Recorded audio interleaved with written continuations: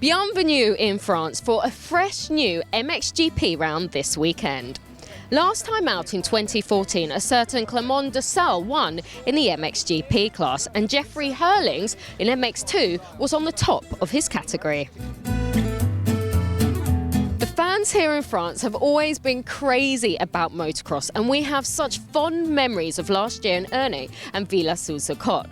I'm fairly certain they'll all come out to play again this weekend to support the riders, especially the French. And remember, tickets are available now for the Monster Energy Super Motocross Riders and Manufacturers Cup on the 8th of October in Veltins Arena, Germany. You can check out all the details on mxgp.com and of course Facebook, Twitter and Instagram at MXGP.